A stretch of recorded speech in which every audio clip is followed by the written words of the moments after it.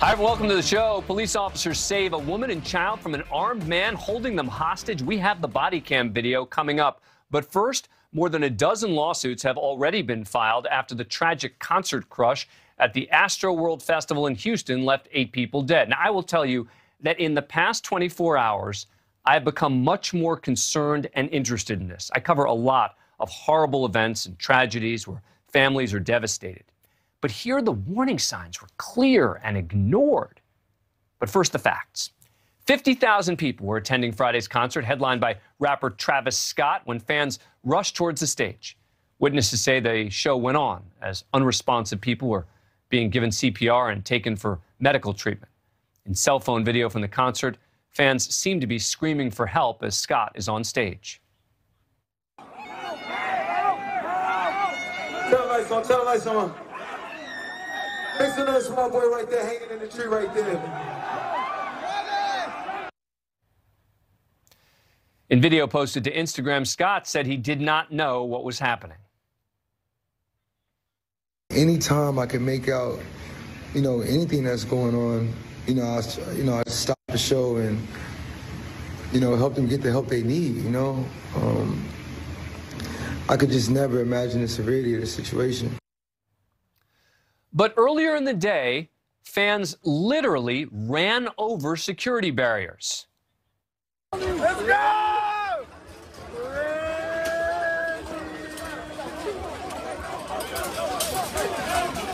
Let's go! Now, no one seemed to have done much about it. There were more than just warning signs. Travis Scott has been arrested for encouraging the crowd to rush the stage multiple times. That includes an incident at Lollapalooza Festival in Chicago in 2015.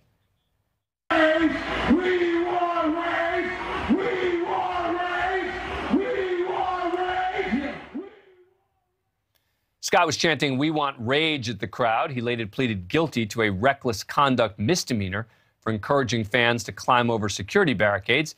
In 2017, Scott pled guilty to misdemeanor disorderly conduct for telling fans to bypass security and rush the stage. Also in 2017, a fan said he was paralyzed after being pushed from a third-floor balcony and dragged on stage during a concert in New York. That case is still in the court system. Then, at this Astroworld Festival in 2019, 3 people were injured, taken to the hospital with leg injuries after being trampled outside the gates. Now, Houston police apparently had concerns before the concert. Chief Troy Finner tweeted, "I met with Travis Scott and his head of security for a few moments last Friday prior to the main event. I expressed my concerns regarding public safety and that my 31 years of law enforcement experience, I've never seen a time with more challenges facing citizens of all ages, to include a global pandemic and social tension throughout the nation.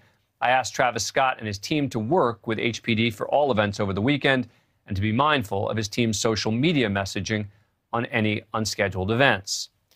The chief says the criminal investigation continues. But I wonder why no one was blowing the whistle before. Why was no one screaming about the danger of this guy's concerts? How were the signs missed? Joining me now is Bill Donahue, legal correspondent for Billboard Magazine. Thanks very much for coming on the show. I appreciate it. Now, I will admit, I didn't know much about Travis Scott before this happened. But with Scott's history of telling fans to ignore security, has no one called him out before and asked more questions? Well, he is a very compelling live performer. He encourages his audience to engage in as energetically as he does. But as you mentioned at in your introduction, that has gotten him into hot water before. The arrest in Lollapalooza, the arrest in Arkansas, the civil lawsuit in New York. There were warning signs here, and those warning signs are being talked about a lot in the lawsuits that are being filed this week. But, Bill, I was surprised to hear that he not had just been charged in these other cases, but he pled guilty because he'd been charged with additional crimes. And he pled guilty to the lesser crime of disorderly conduct, at least in one of the cases. Is it typical that you find, your legal correspondent for Billboard, that there are criminal charges filed in connection with mayhem at concerts? You know, I can't speak to whether or not that's, you know, it's typical that there's going to be a criminal charge after something like this. I can tell you that, you know, it's certainly a situation where there's going to be a lot of civil liability, and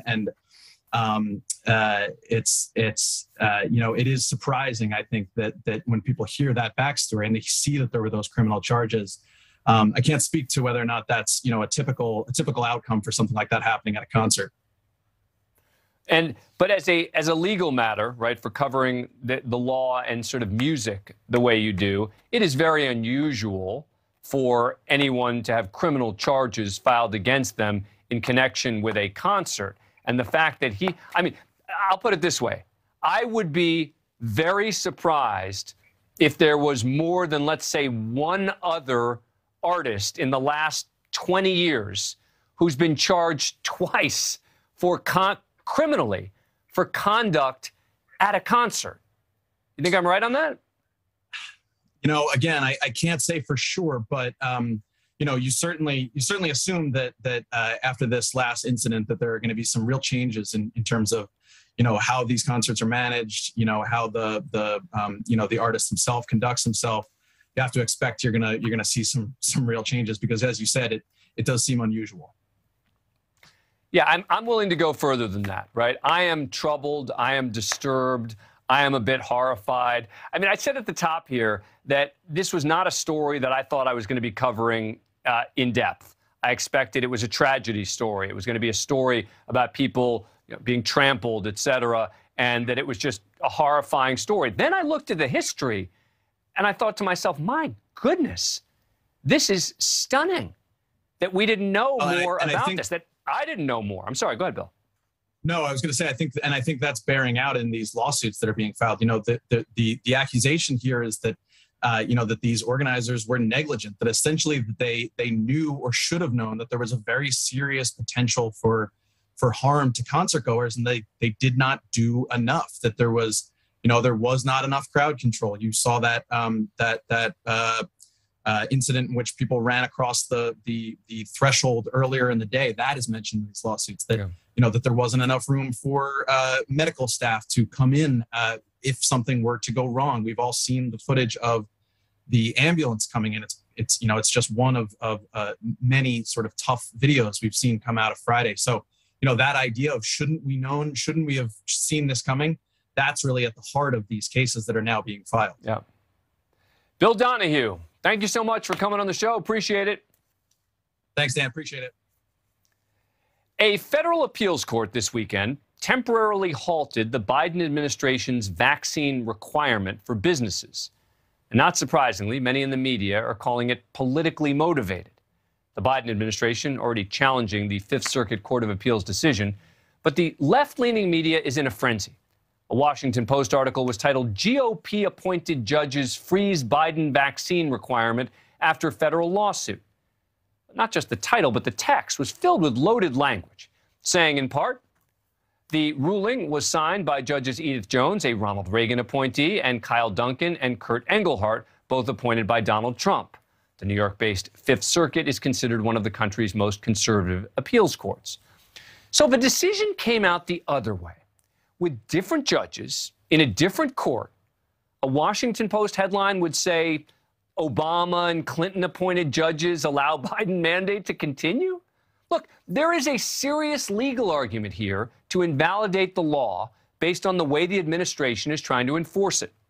But you'd never know that watching Morning Joe on MSNBC. The Fifth Circuit is conservative. But I hate it when lawyers and the media selectively decide when to highlight the politics of judges. Let me be very clear. I am pro-vaccine. I believe in the vaccine's effectiveness, and I believe the country would be better off from a public health standpoint if everyone got it. But on this show, we take the politics out of it. We focus on the law and the facts. And I've been saying long before this decision that there were legal issues with the mandate as it applies to private companies. I think federal employees can be legally required to take it. But when it comes to companies, the president is invoking an emergency power. And it's a power that, when it comes to OSHA, has almost always been struck down by the courts. OSHA successfully required that employers make a vaccine available. making a vaccine available is different from mandating it. OSHA is usually dealing with things like contaminants and chemicals and asbestos, not vaccine mandates. It's far from a legal slam dunk when OSHA tries to use this emergency power in this context, but you would never know that from the coverage. Joining me now is someone who took part in the Morning Joe conversation, State Attorney for Palm Beach County, Florida, Dave Ehrenberg. Dave, thanks very much for coming on the show. Appreciate it. Thanks for having me, Am I being unfair to you and your colleagues here? Well, first I said it was a reputation of the Fifth Circuit Court of Appeals that not only are they the most conservative, but also the most political. And the reason why I said that is because not necessarily that they will be wrong on the law eventually, because you're right about the law, about OSHA. There is a legal argument to be made that a federal vaccine mandate is unconstitutional. The Jacobson case, which you know from 1905, applied to state and local mandates. But my issue was the difference in how they treated this case than the Texas abortion law, which they went out of their way to stand back and allow that clearly unconstitutional law that promotes vigilante justice to go into effect. But what does that have to do with this, right? These are two separate issues. And I happen to agree with you on the Texas abortion law, but it feels to me like you were playing it up for the Morning Joe crew, that you wanted to come out with a particular conclusion that they would support. But you know what? I'm going to give you a chance to respond to that, because don't go anywhere. We're just getting started, because it's an important topic, and I think it's really interesting. So we're going to continue to discuss it after this break. Coming up. When OSHA has been challenged by an employer, you tell me that they have consistently or usually lost, correct? That is absolutely correct. There have been a number of contests that employers have filed, and unions have also challenged OSHA's decision not to issue emergency temporary standards, and almost all of those challenges have failed. That is Brooke Fellner, who is an OSHA expert, partner with Gibson, Dunn, and Crutcher on my show last month, basically saying that the Biden vaccine mandate had issues. And so I've been talking now about the media's reaction to it, acting as if they're sort of shocked that the Fifth Circuit has halted the vaccine mandate, as if it's got to be politicized, et cetera. We're back with State Attorney for Palm Beach County, Florida, Dave Ehrenberg. All right, Dave, so I was asking you before the break, you're one of the people who I was citing by watching what you said on Morning Joe about this. Do you think it is unfair for me to be challenging the media's singular take on this, as if this is shocking and the Fifth Circuit is all political and they're all politicized, and that's the reason this is happening? Dan, I think it's great that you're raising this point, because it's an important conversation to be had. But remember, I'm not debating you on whether or not the underlying law is going to be upheld or struck. I am trying to draw the distinction in the Fifth Circuit Court of Appeal, how different they treated this case than the abortion case. I know you said they don't really have much in common, but remember, they did not step in and block a clearly unconstitutional Texas abortion law that violated Roe versus Wade. They used vigilante justice to get around the precedent of Roe versus Wade, and they even went further. It just feels, but again, that's a different case. I get it. You want to make the point that in one case they didn't act, and in another case they did, but you're sort of suggesting that despite the fact that we're talking about two completely different issues, they should do the same thing in both cases. I'm not debating the abortion decision right now. What I'm saying is I felt that you and others who know the law well were playing to a left-leaning audience by acting shocked that the Fifth Circuit ruled the way it did. Not even ruling, it's temporarily ruled the way that it did. But look how they did it, Dan. They said that this raised grave statutory and constitutional issues. Well, okay, that, I guess, is the hill they're going to die on, and not on the abortion law, which clearly raised the same issues. But here's the worst part. There was a federal district court that was about to do a hearing on a motion for a preliminary injunction. And the Fifth Circuit stepped in and said, no, you're not even going to be allowed to do that. That was a really unusual move. And it showed that they had this political agenda. That is something that was very different. They did it then. And here they clearly found something that gave them the right to issue a preliminary injunction, which is not even the normal standard. Yes, you know, the normal standard is not we have grave constitutional issues. It's irreparable harm and likelihood of success. So they changed the standard to fit their narrative. And that's the issue here to me. Well, let me play one more piece of sound from you from this morning on Morning Joe. On that one, I'll give you the consistency to what you just said now. But it's the political aspect that you keep mentioning. It's the why accuse our judges of being political? I hate it when lawyers do that. The Trump-appointed judge, the Obama-appointed judge. The bottom line is, as long as the ruling, and you agree with me, is within the realm of acceptability on the legal front, and you've even said, you know, we'll see what happens on the legal front, just accusing federal judges of being political feels lowbrow to me. You get the final word. Oh, Dan, thank you. My arguments have been consistent. And not only my arguments are consistent, but my clothes are consistent. You can see I'm wearing the same thing as this morning. It's been a long day. But, you know, you've got a judge on this Fifth Circuit who tweeted about Hillary Clinton using the hashtag Crooked Hillary, okay? A judge is not supposed to do that. Another judge said that the same-sex marriage ruling imperils civic peace. Another one, Judge Ho, said that abortion is a moral tragedy. So this is the kind of stuff that leaves them open for people like me to criticize them for being political. Yeah, I think it's unfortunate. Dave Aronberg, good conversation. Thank you for coming on the show. Appreciate it. Thanks for having me, Dan. The legal case against former New York Governor Andrew Cuomo is falling apart, and no one should be surprised since it's become totally politicized. I've said it before. No one wants to defend the guy. The left all have to back the accusers and demand the maximum punishments possible, and the right's happy to see him suffer in any way possible. I'm going to play it straight and focus on the law. Now remember, the Albany County Sheriff filed a complaint of forcible touching against Cuomo at the end of last month without telling the district attorney who would actually prosecute the case. Late Friday, an Albany judge agreed to postpone Cuomo's arraignment at the request of that district attorney, David Soares. In his request, Soares called the criminal complaint against Cuomo potentially defective and referenced potentially exculpatory evidence his office has turned over to the defense. In other words, this case stinks and likely isn't winnable in court. While Soares' letter doesn't detail what was discovered, it refers to transcripts of alleged victim Brittany Camiso's statements to investigators working with State Attorney General Letitia James's office.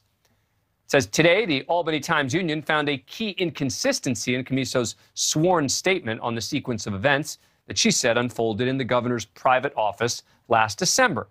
In the interview with investigators in May, Camiso said under oath that she and the governor were alone in his second-floor office when he came out from behind his desk and groped her breast before then closing the door to the office.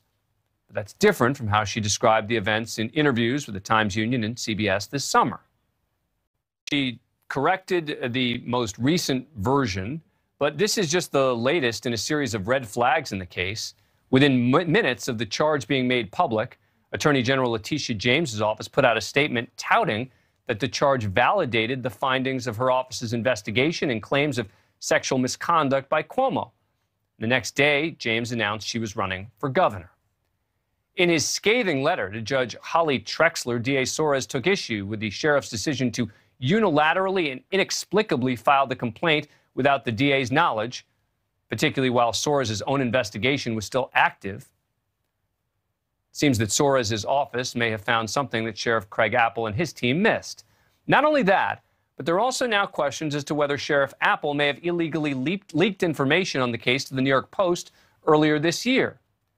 Today, Cuomo's attorney, Rita Glavin, called on James to investigate those claims. And then there's the question of James's involvement in this whole mess.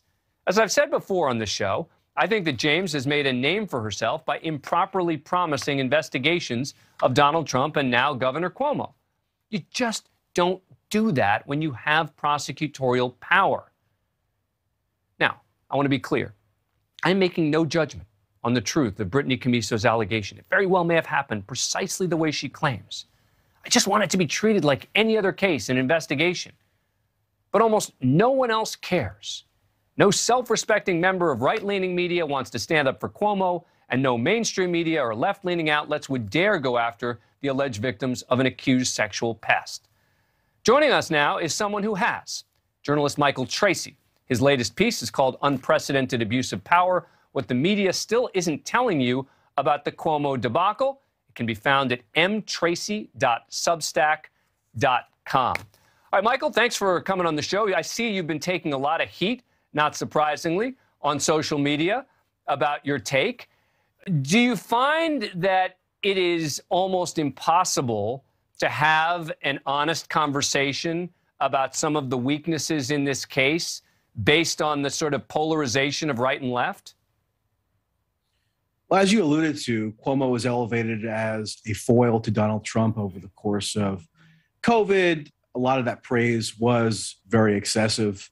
And so the pendulum was going to swing against him, particularly among right-wing media, which, even though it might be ordinarily disposed to view allegations like this a bit more skeptically, kind of dispense with its critical faculties because their overriding motivation was they were happy to see Cuomo dispatched. And then left-wing media has viewed Cuomo as an antagonist for years.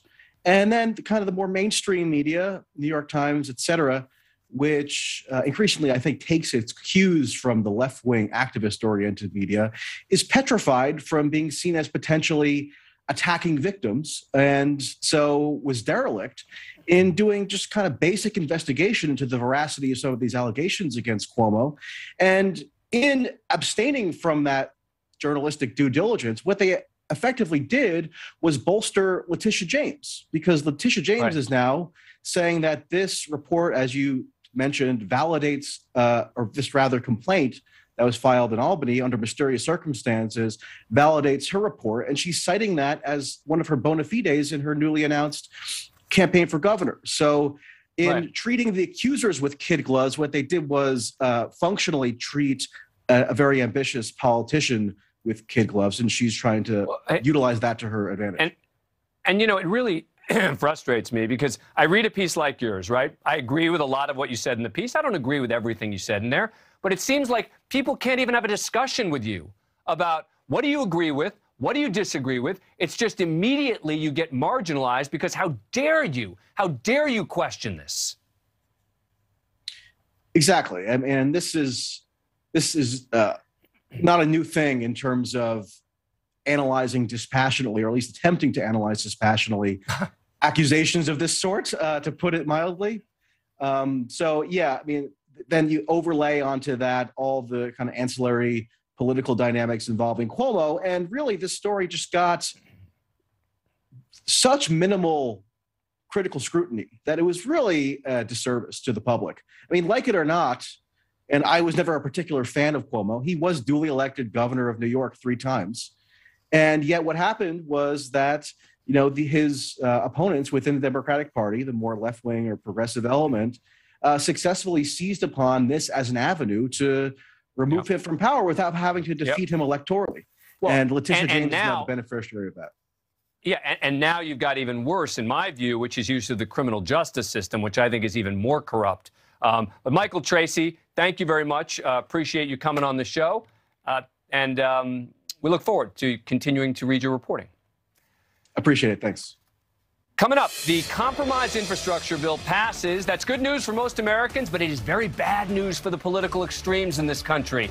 That sounds like a cause for celebration to me.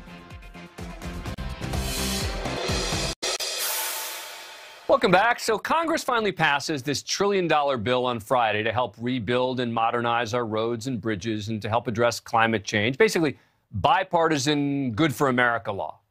But bipartisan and good for America apparently means bad for the political extremes. For once, something important got done in Washington. And so, of course, both AOC and the squad and Marjorie Taylor Greene and former President Trump are not happy about it. By a vote of 228 to 206, the infrastructure bill passed the House late Friday night. Kudos to the 13 Republicans in the House, the 19 in the Senate who put their constituents first and joined most Democrats in voting for the legislation. But 6 Democrats also voted no on the bill. They wanted to hold it up until they got exactly what they wanted or other unrelated issues like free community college, paid family leave, universal pre-K. They were prepared to have the rest of America pay the price for their intransigence. Progressive New York Congressman Jamal Bowman progressive Missouri Democrat Cori Bush and the squad, AOC, Ilhan Omar, Ayanna Pressley, Rashida Tlaib, all voted against the bill. Nothing is ever good enough for them. Their reasoning for voting against it was nothing short of asinine. In a statement Saturday, Pressley defended her vote, saying, "I refuse to choose between the livelihoods of the union workers who build our highways and bridges and the child care and health care workers who care for our children, elderly, and disabled loved ones. I refuse to choose between our crumbling roads, bridges, public transit system, and our crumbling housing stock." I don't know what she's talking about. Who said anything about choosing between them? One is happening, and the other will be debated. Cori Bush's statement was equally absurd. She wrote on Twitter, "Conservative Democrats are trying to tell my community that we should just shut up and accept half a deal. St. Louis sent me to Congress to do the most for all of us. We won't accept anything less than the president's full agenda. The people must win." And that right there is the fundamental problem with the rhetoric from extremists like Cori Bush. It's all about winning and losing. She'd rather have no deal, no half a deal. She tried to make sure her constituents don't get $110 billion for roads and bridges, $65 billion for improving the electrical grid, $50 billion for fighting cyber attacks, $39 billion to modernize public transit. Call it whatever you want. The fact is, Cori Bush's constituents are better off today than they were on Friday, no thanks to her. With all that said, there were many more Republicans who voted against it, and there was one big reason why: Donald Trump. Those Republicans knew full well that they were going to get clobbered by the former president if they voted for this bill on Sunday. On Sunday, he said in a statement, "Very sad that the rhinos in the House and Senate gave Biden and Democrats a victory on the non-infrastructure bill, where only 11% of the money being wasted goes to real infrastructure. How about all of those Republican senators that voted thinking that helping the Democrats is such a wonderful thing to do? So politically correct. They just don't get it. All Republicans who voted for Democrat longevity should be ashamed of themselves, in particular, Mitch McConnell." Of course, the former president is only looking at it through a personal political prism. Does it help me or hurt me politically? As opposed to what it actually does for everyday Americans. You can disagree with portions of the bill. It wasn't enough for many Democrats who voted for it. There were issues for Republicans who voted for it as well. But compromise is the only way we get anything done. Republican flamethrower Marjorie Taylor Greene called the Republicans who voted for the bill traitors. And North Carolina Congressman Madison Cawthorn threatened Republicans who crossed the aisle, "Vote for this infrastructure bill and I will primary the hell out of you." Trump, Greene, Cawthorn, and others like them have created a climate where bipartisanship itself is bad. It's not easy being anywhere near the middle politically. But it was the middle where this deal came together. The moderates made this happen. And it's the middle where future legislation will happen too, if there is any. The fringes on both sides came close to taking a good piece of legislation, getting rid of it. Thankfully, they couldn't stand in the way of progress this time. Joining me now is Tara Setmeyer, resident scholar at the University of Virginia Center for Politics, senior advisor for the Lincoln Project. She's worked in Republican politics for a long time. Tara, thanks for coming on the show. Appreciate it. I worry that the lesson of this is going to be it's not worth it. And I hope that's not the case. No, I think the lesson here is that if Biden is correct in how he presents this, I think he's going to do a big signing ceremony, and Democrats need to take advantage of the fact that they actually governed. That should be the lesson. These people on the margins on both sides are only interested in the purity test, right? It's the progressive purity test on the left, which to them, they can afford to do that. They're in safe districts. They don't have to worry about getting primaried. They don't have to worry about losing their election. They don't have to worry about getting targeted by the NRCC in the upcoming midterms. So they get away with being purists on this. Unfortunately, they're never going to accomplish anything doing that because you have to compromise in order to get big legislation done. That's what the adults do in Congress. The performative politics of the people on the fringes, the Marjorie Taylor Greenes and Cawthorns and all of these people on the right, they're there to be professional political trolls. They're completely uninterested in actually doing the people's work. Let's not forget, Marjorie Taylor Greene doesn't even sit on committees. She basically sits around and collects $174,000 in taxpayer money to troll people in Congress and to raise money off of it to, quote, own the libs. So these aren't serious people on the right, and they're purists on the left. So, but they're not the ones that are going to determine the future of this country or pass legislation. It is done in the middle. I hope you're right. No, I think I'm dubious. You know how I know I'm right? You know how I know I'm right, Dan? Because Quickly, yeah. Jim Clyburn, who's been around a long time, he's the whip in the House. He understands this. So does Nancy Pelosi, and so do the people who have been around politics. So does Mitch McConnell. Mitch McConnell supported the infrastructure bill. They understand how to get things done, and they understand that's where midterm elections will be determined next year. I hope that the powerful middle, the moderates, will speak up. Tara Setmeyer, thank you. Appreciate it. You're welcome. Coming up, officers facing gunfire. Holding a woman and child hostage. We have the police body cam up next. 404, shots fired, shots fired. Time for our police cam segment showing the dangers police officers face every day.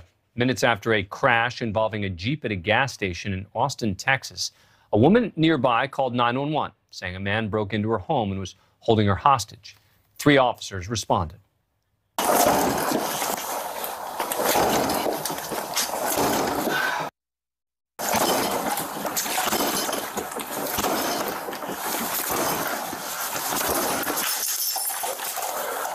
Austin police!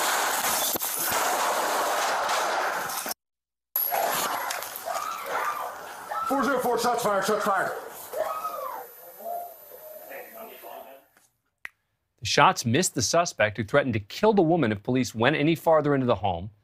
The officers outside the home created a distraction while Officer Thomas Castanguay, who was still inside, sprinted out. Castanguay saw that Walton also took a 12-year-old boy hostage and radioed the suspect was using a boy as a human shield. Walton then made a chilling 911 call himself. I am currently the suspect. I don't want to hurt this kid. Please tell Austin police to leave. Okay, what's going on exactly? Dangerous men are trying to kill me. I can't. Come on, just hurt me. Say, God, deliver me from evil. Say, God, deliver me from evil. Please deliver me from evil. God, please deliver me from evil.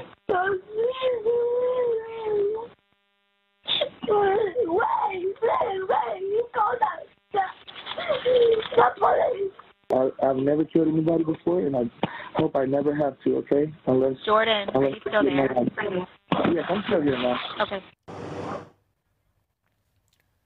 As Walton was on the phone, SWAT officer Ryan Nichols set up a rifle outside the home. Movement, he's coming out. One hand up in the air. Got the kid. One hand is up in the air. He's down. Alpha 1, shot taken, suspect is down. Suspect was pronounced dead at the scene. The child and the woman taken hostage were brought to safety. The 12-year-old and 2 officers suffered minor injuries. Joining me now is Sean Stix-Larkin, retired Tulsa police lieutenant, my former Live PD co-host. Sean, explain to us what happened there with the shot. It was a little hard to see because it was far away. Yeah, basically there was a SWAT officer that was able to respond to the scene. And, you know, sometimes they use the term a sniper, but we call them precision rifle operators. And he basically set himself up in a position behind the engine block of his own car with his bolt action rifle, because you can actually hear the bolt after he takes the shot. And, you know, he's a marksman. And based on the statements that the suspect was making to the dispatcher on the phone that we just heard right there, you know, and there's another one that he said was, you know, this is the only collateral that I have. And so these type of things that he's saying to the dispatcher, all the officers are getting this information, so they know how serious the situation is. And obviously, you want to try to end these things peacefully through negotiations. I think statistics show 85 and 90% of them typically do. This was just one of those scenarios that unfortunately had to end the way that it did to ensure the safety of both the boy and the woman inside. Well, I have to tell you that if I had known what the outcome was, hearing that guy on the 911 call, I would have been very nervous. I mean, that sounds like the words of someone who is claiming he doesn't want to take a life but is about to. Yeah, exactly. And, and it's his calmness. I write notes down before we do this. And that's one of the things I wrote down were some of the quotes that he said. And I wrote down, he's extremely calm. And again, the dispatchers, they're the unsung heroes in the law enforcement profession. They have to stay calm talking to these people in these situations. They get critical bits of information to get it to the officers so they can do their job. When I was on the SWAT team here in Tulsa, I had an eerily similar situation to this. We had a gentleman who had shot a woman numerous times. He shot at the first officers that arrived on scene. And I was the first guy through the door on the SWAT team. And we engaged in a gun battle with him as well. And he had 2 children hostage. So, luckily ours actually ended up finishing peacefully through negotiations. But this guy was using this kid as a human shield. The statements that he made, the officer out there had no other choice but to do what he did. And very quickly, the fact that obviously there wasn't just a woman being held hostage, but a child ups the ante for everyone. Yeah, absolutely. Initially the woman is the person that called that just said someone has broken into her house.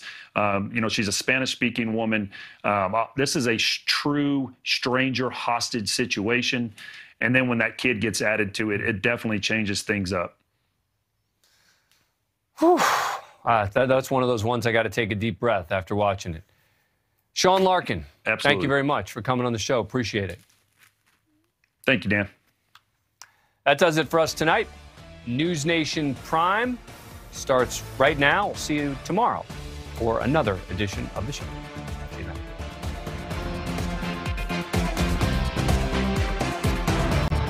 Thank you for watching. Click the red subscribe button below so you can get more of NewsNation's fact-driven, unbiased coverage.